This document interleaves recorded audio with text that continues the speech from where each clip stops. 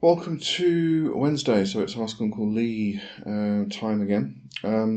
So I say it every week, but I'm going to keep saying it anyway. If you've got any questions, just put them in the comments to any of the Ask Uncle Lee videos, and I will add it to the list and give it my best. Let's put it that way.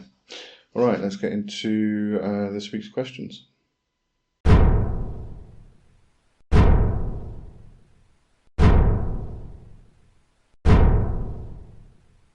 I'm Lee W. Johnson. Don't forget to subscribe or get more on Patreon. First question is from, let me just call it up over here so I can read it properly. From Woodland Moth. Hi Lee, I love your channel and appreciate all of the information you provide us. Yeah, absolute pleasure and thank you very much. Could you help me understand what the Akasha is?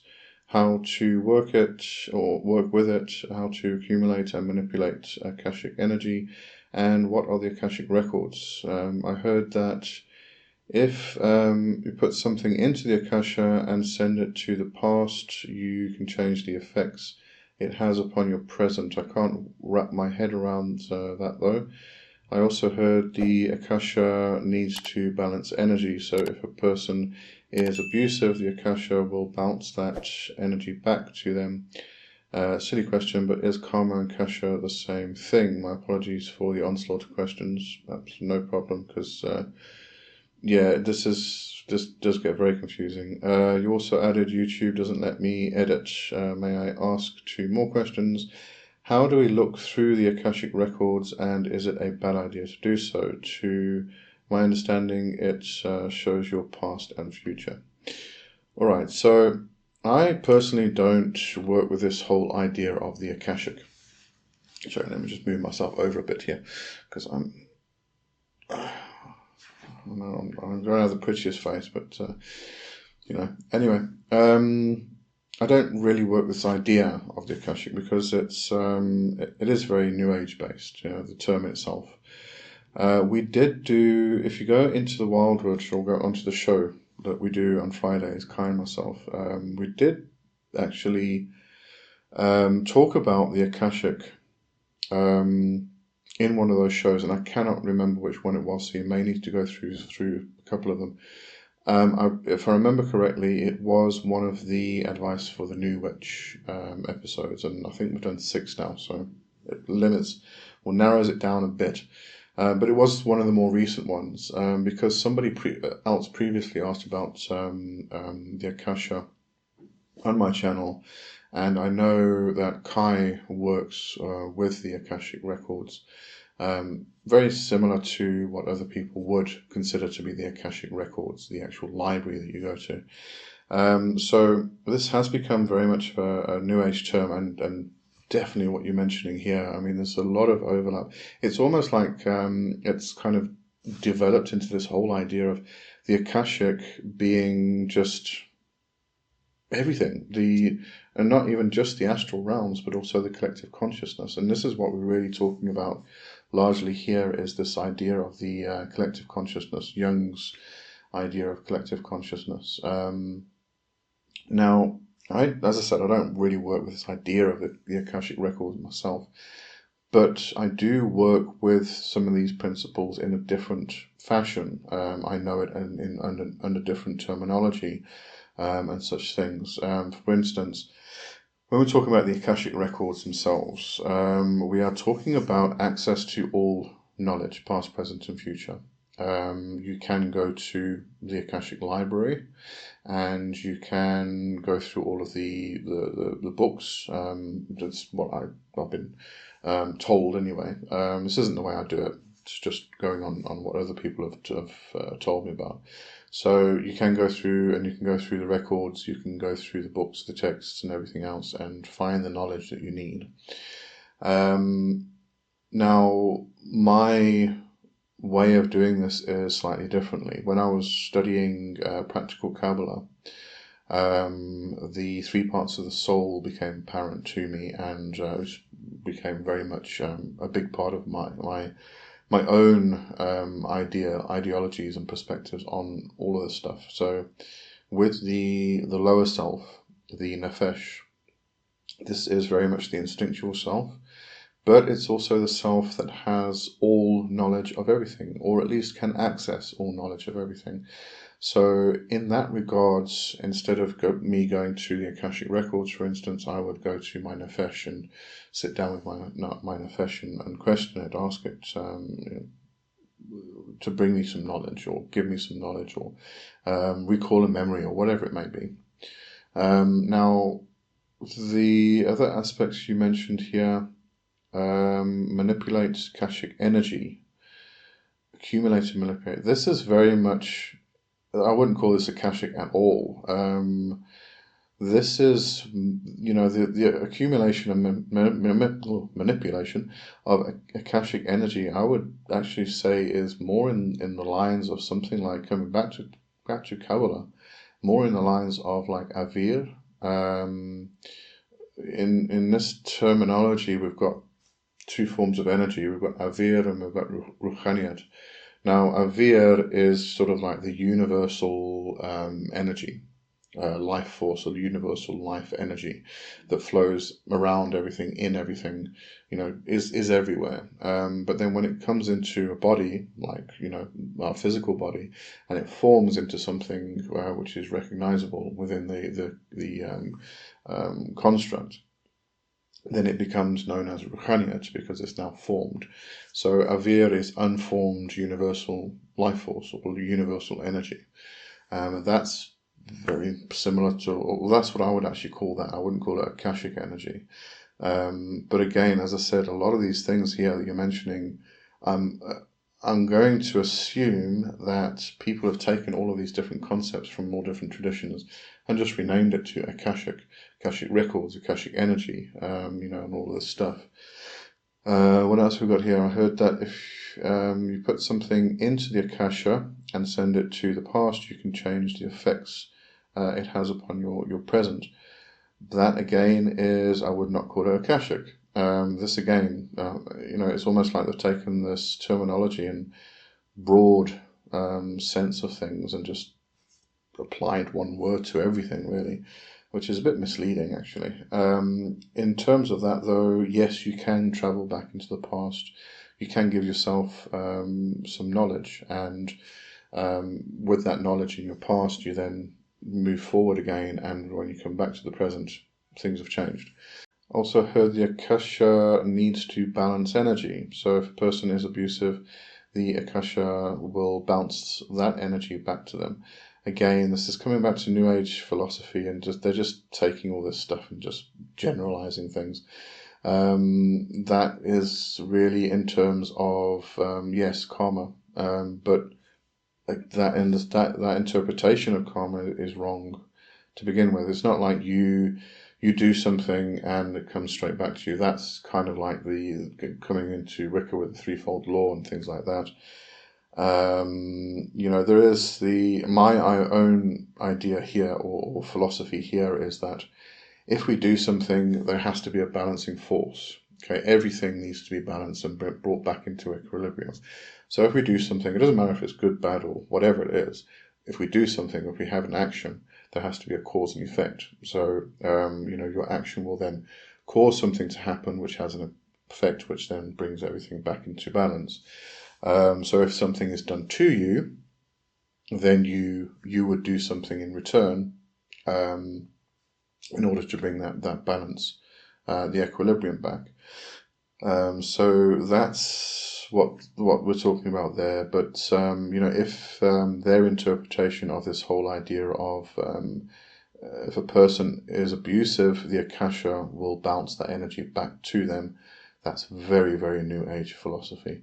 And they are pointing at karma, but they're not understanding karma.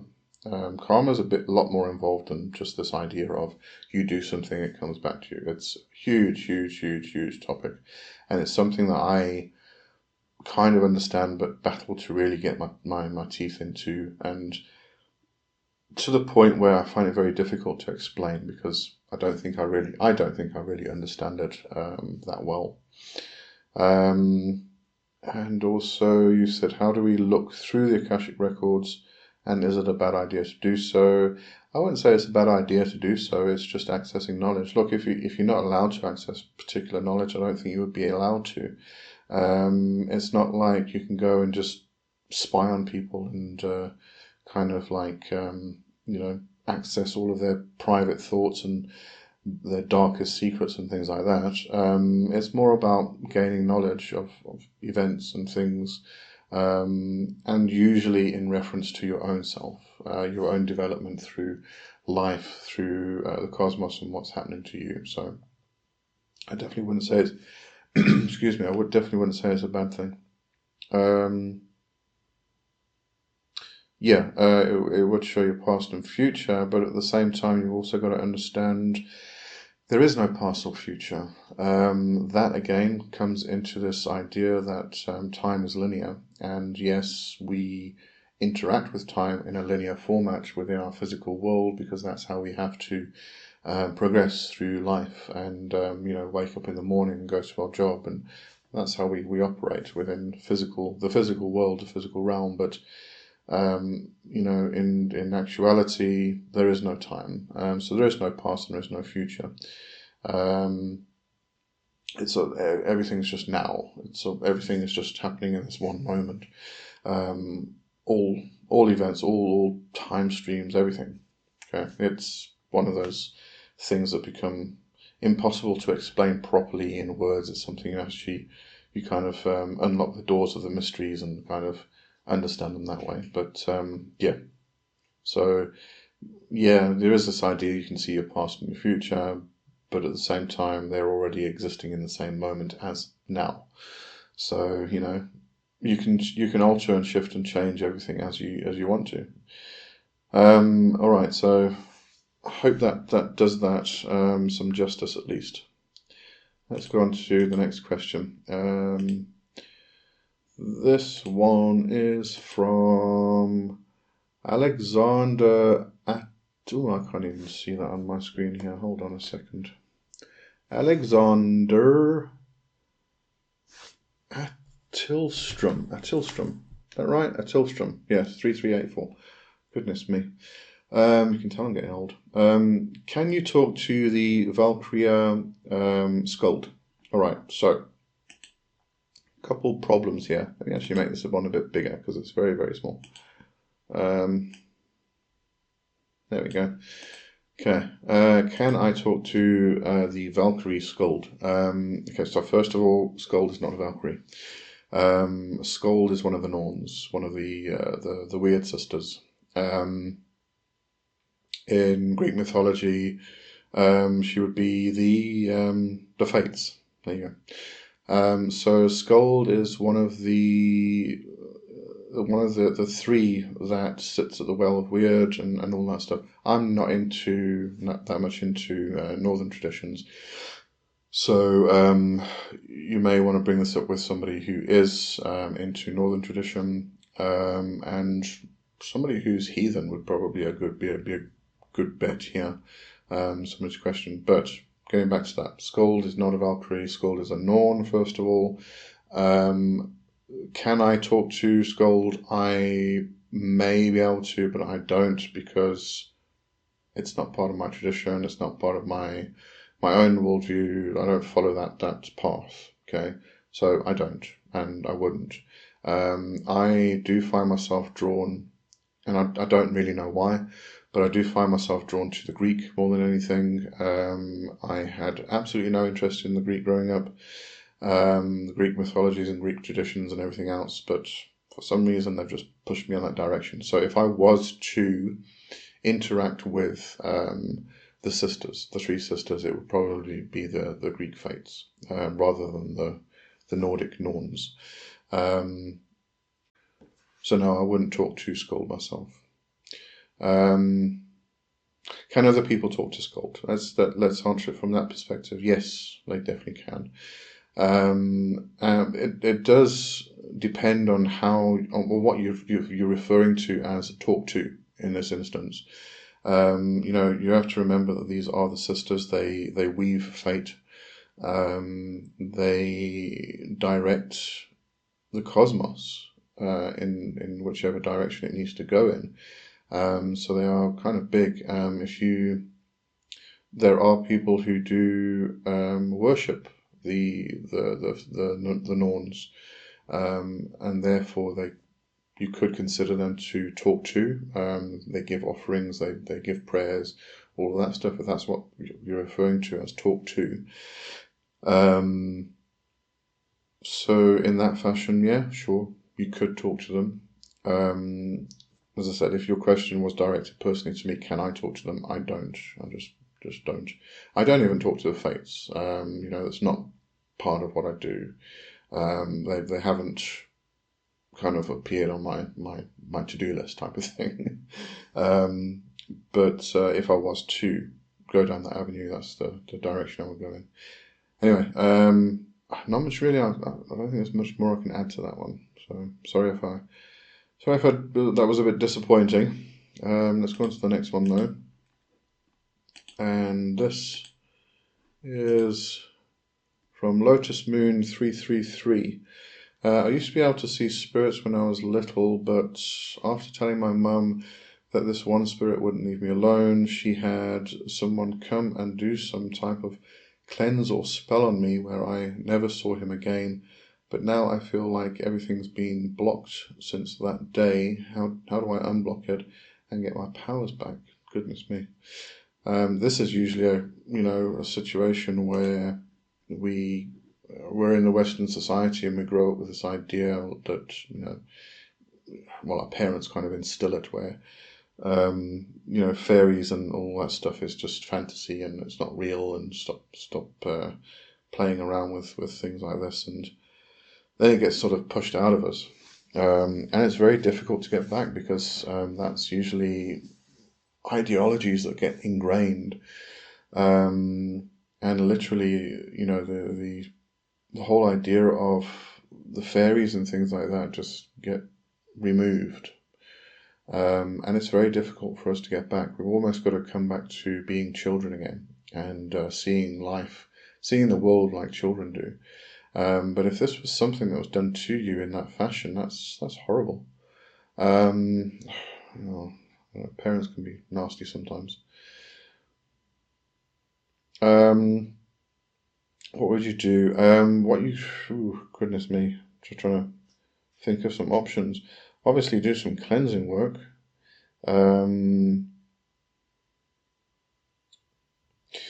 What you might be able to do is, this would typically be something which has been tied to your auric field or your energy bodies in some way.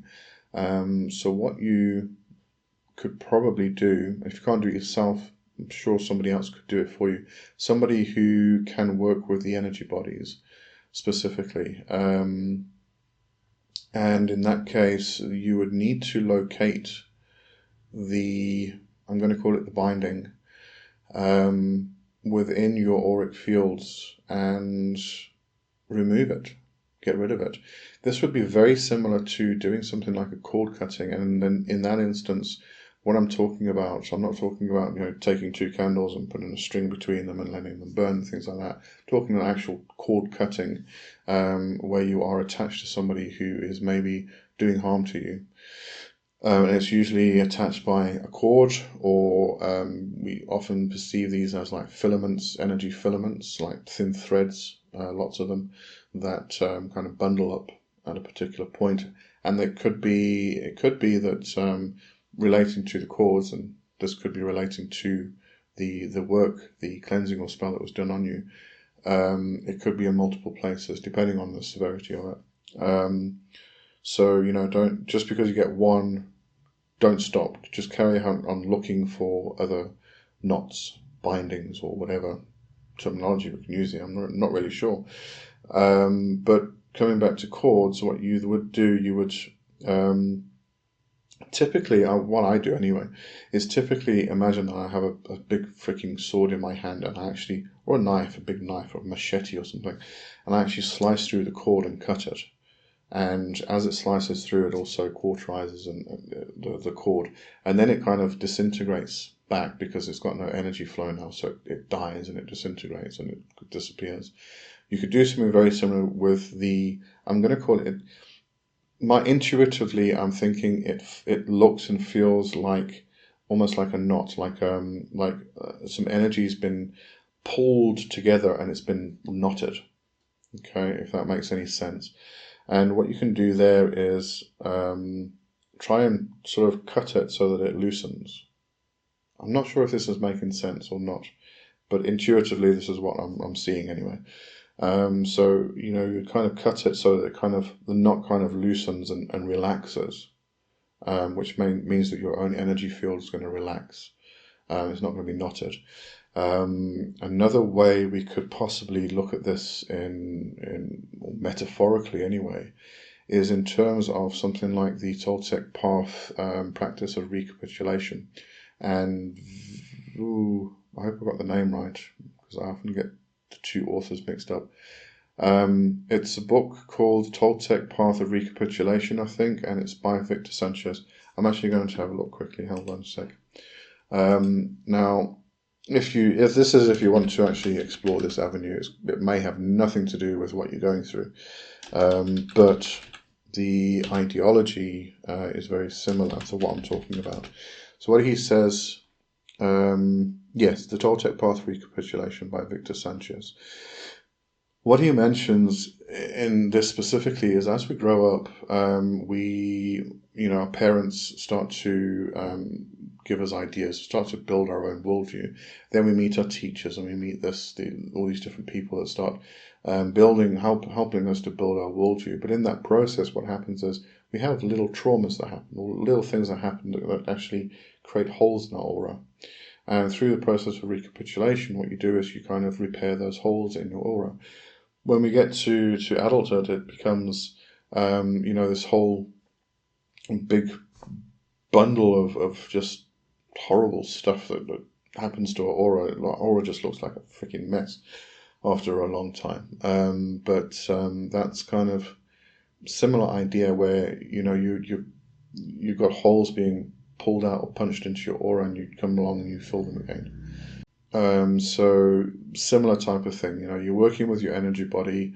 It may not be this knot or binding that I'm thinking of, that I'm seeing myself. It could be that there's something which has been placed in your aura that needs to be removed. It could be a knot which needs to be loosened so that your energy body is freed up again. It could be that it is some kind of cord which is preventing you from actually doing something. And because this is actually this is causing you to not, you had the sight and then suddenly it was removed, I would say have a look at your third eye, your actual third eye position. See if there's any bindings or shields, something like that. This is really going to take somebody who can actually see your energy fields and see what's there and what's holding up things and whatnot. That's all I can think of, really. I don't know if that helps. Anyway, so I'm going to end with that today. Thank you everybody for the questions. And if you've got any questions, as I said, just leave them in the comment below and I will add them to the list. And cheers for now. Bye-bye.